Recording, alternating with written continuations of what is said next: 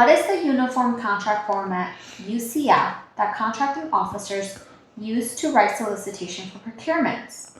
So UCF breaks up the solicitation in sections A through M. So A, B, C, D, E, F, G, right? You get it. And the reason for this is to give agencies a pre-vetted, structured format to follow when they're writing their solicitations to procure their various goods and services, things that we may see like on sam.gov, right?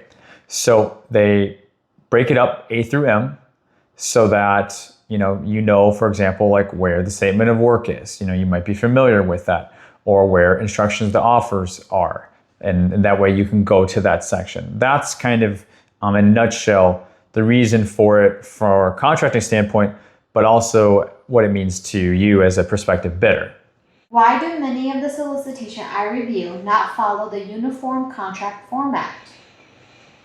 They don't follow because various agencies can use their own version or rendition of the format or a format. So UCF came from the FAR, the Federal Acquisition Regulations, but then there are some agencies that are not grouped into the FAR, right? They may have their own guidelines, their own regulations. For example, if you look at the VA, instead of the FAR, they have the VAR. So the flow down can be different.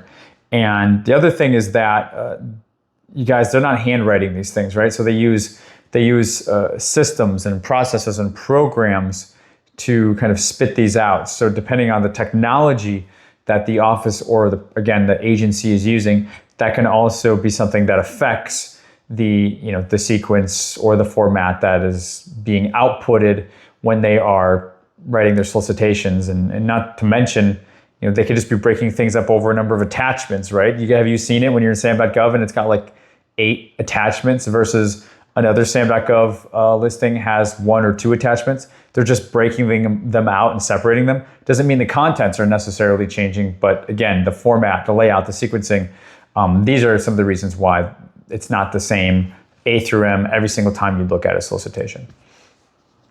How can I possibly learn to read solicitation and write proposals when the solicitation layouts are always changing? Yeah, so that's a really good question. So even though the layout is changing, as I said, the sequence is changing, the way to learn this is to focus on the things that are not changing.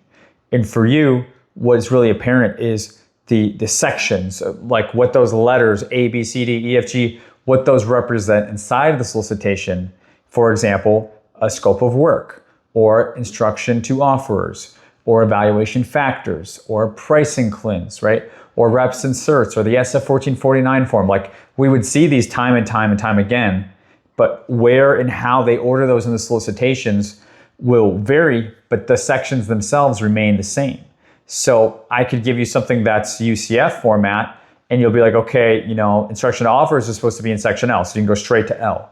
Well, if you have a solicitation that's not following UCF, there may not even be an L, right? And L is at the end of the document, so you can go to the end of the document and it's not there.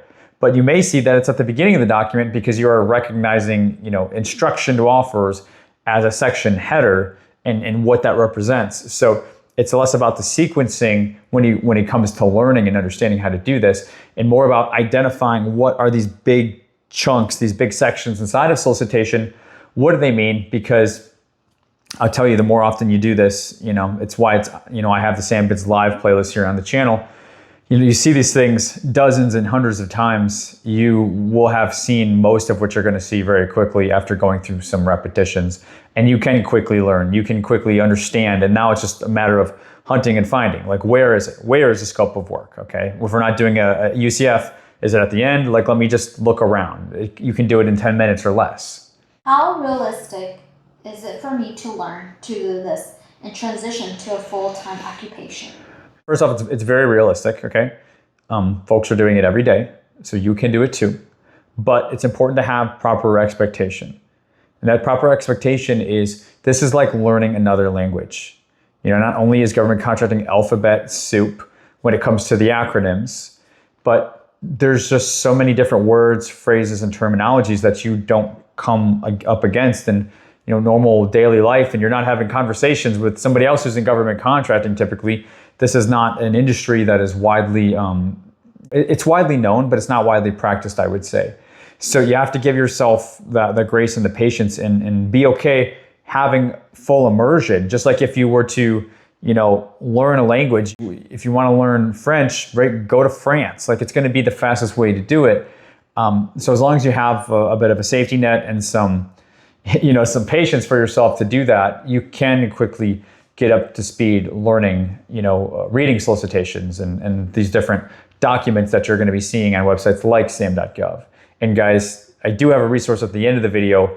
It'll be my kind of thank you for staying to the end of the video, so make sure you stay for my GovRFP proposal writing system. I do have some free lessons and modules to give you at the end of this, so make sure you stick around for that. But let's move on to the next question for now.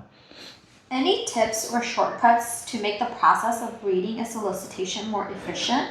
Yes. So first off, when you're reading a solicitation, do not read page by page, line by line, word for word.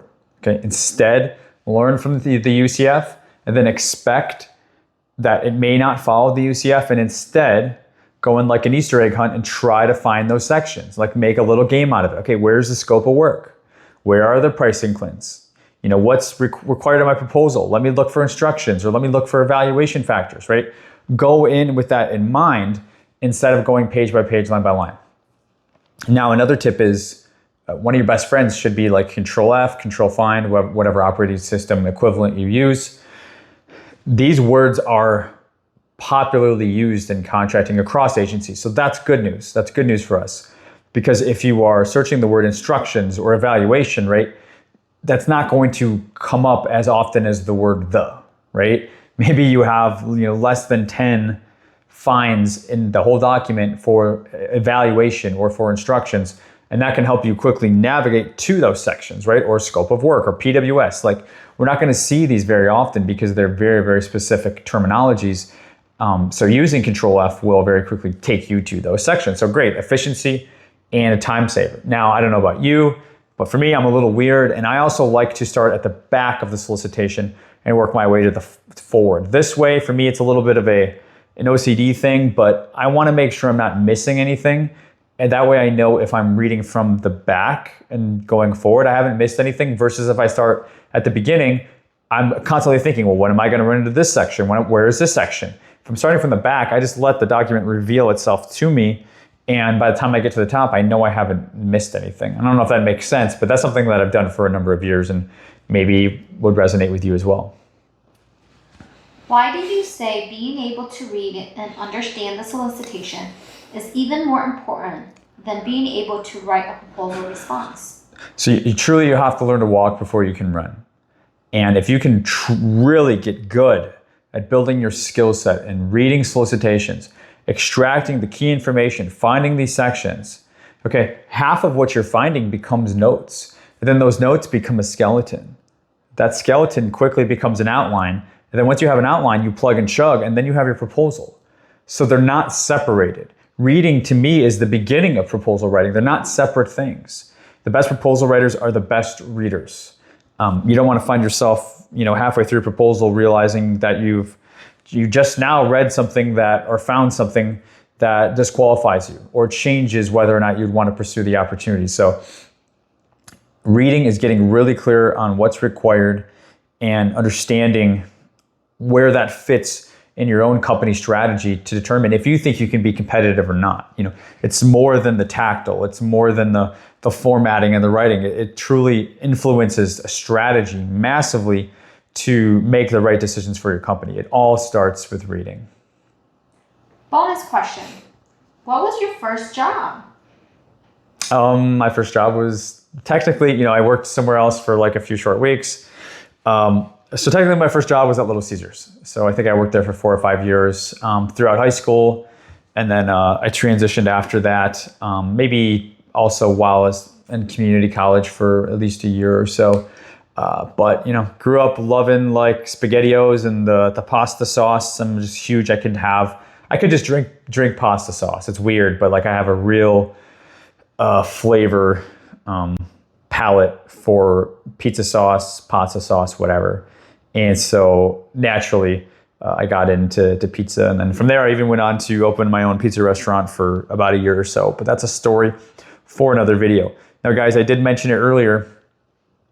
I do have my GovRFP proposal writing system. If you need a proposal, get GovRFP. And I have unlocked the first 3 modules for you as a thank you for those of you who regularly attend and watch these Q&A training videos.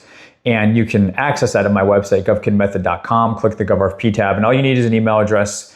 And you can literally do that right now if you have some time. And if you're going to be on YouTube and you're looking for your next video watch, I also just created a video for those of you small business owners who have an established business and you're kind of transitioning or you're on the precipice of transitioning to federal government contracting. And it's about how to manage your team and your employees coming into federal government contracting, because you can imagine it could be chaos for them. So I'll pull up that video right now for you to check out as well if you want to go into that. And also, again, don't forget about GovKidMethod.com for the GovRFP free access. Guys, we're one of the fastest federal contracting YouTube channels. Give us a subscribe here if you don't want to miss out on future trainings like this. Again, check out the next video if that makes sense for you, and we'll go ahead and see you in the next training. Thanks for watching, guys. Have a great day, and we'll see you in the next one.